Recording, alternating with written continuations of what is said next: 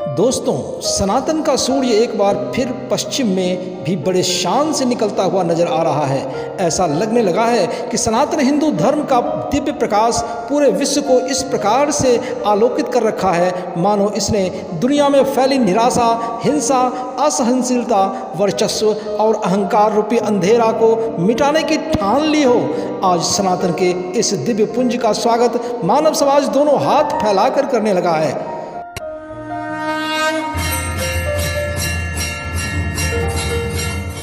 दोस्तों नमस्कार, मैं प्रदीप झा, मेरे इस दिव्य नॉलेज चैनल में आपका स्वागत है। हम भारतीयों, खासकर सनातनी हिंदुओं का दिल एक बार फिर से बाग हो गया जब ब्रिटिश प्रधानमंत्री, जो कि एक सनातनी हिंदू भी हैं, उन्होंने सरेआम भरी सभा में कहा कि उन्हें सनातनी हिंदू होने पर गर्व है। वही ब्रिटेन जिसने भारत पर लगभग 200 वर्षों तक शासन किया, जिसके साम्राज्य में कभी सूर्यास्त नहीं होता था, अर्थात ब्रिटिश साम्राज्य समूचे दुनिया में इस प्रकार से फैली थी कि उसके साम्राज्य के किसी न किसी भाग में हर वक्त सूर्य चमकता रहता था। ऐसे ब्रिटेन या यूके का प्रधानमंत्री जब एक सनातनी हिंदू बना तो ऐसा लगा मानो सनातन ने समूचे विश्व को अपने आगोश में ले लिया हो। जी हाँ, आप ठीक सोच रहे हैं, मैं ऋषि सुनक की ही बात कर रहा हूँ। समूची दुनिया पर कभी एक छत्र राज करने वाले ब्रिटिश का माई बाप, मेरा मतलब है उसका प्रधानमंत्री, जब यह सनातनी हिंदू बना तो गिरती हुई ब्रिटिश अर्थव्यवस्था ने मानो राहत की सांस ली। अब उन्हें अच्छी तरह से समझ में आ गया है कि सनातनी हिंदू होने का मतलब क्या है। 15 अगस्त 2023 को लंदन के कैम्ब्रिज यूनिवर्सिटी में मोरारजी बापू के धर्मसभा में एक सामान्य सनातनी हिंदू के रूप में उपस्थित होकर ब्रिटिश प्रधानमंत्री ऋषि सुनक ने सनातनी मूल्यों एवं परंपराओं को निभाया है। भारत जब 76वें स्वतंत्रता दिवस के जश्न में डूबा था, उसी समय लंदन में हाथ में कलावा बांधे ऋषि सुनक अपने आप को गौरवशाली सनातनी हिंदू और भारत को अपना सांस्कृतिक और धार्मिक विरासत बता रहे थे। हैरान थी दुनिया ब्रिटिश प्रधानमंत्री के इस रूप को देखकर।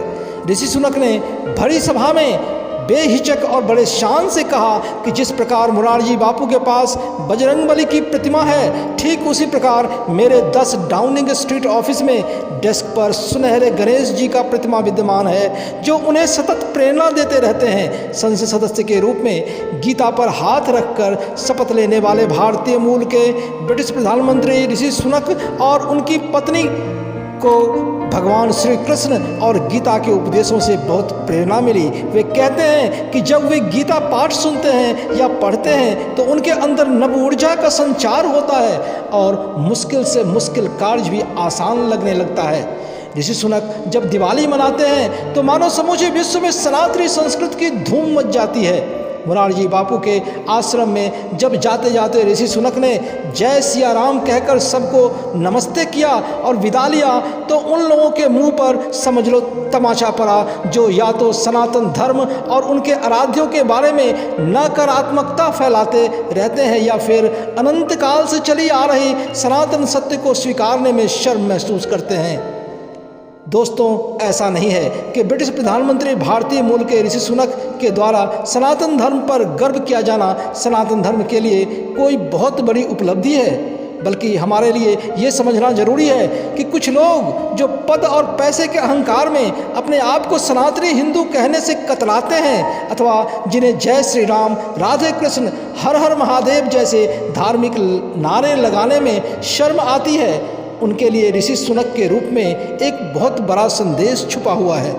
क्यों न गर्व करें हम अपने सनातनी होने पर, क्यों न माथे पर टीका लगाकर और हाथ में कलावा बांधकर सनातन का अमर संदेश बांटें, क्यों न सत्य, अहिंसा और सन्मार्ग पर चलकर सनातन हिंदू धर्म का झंडा बुलंद करें, और क्यों न प्रभु श्री राम, श्री कृष्ण के आदर्शों पर चलते हुए सत्यमेव जयते और वसुधैव कुटुंबकम जैसी संकल्पना को सिद्ध करें। ऋषि सुनक जैसे शेर दिल, अपने सनातन हिंदू धर्म पर गर्व करने वाले कोटि कोटि जन को प्रदीप झा सैल्यूट करता है।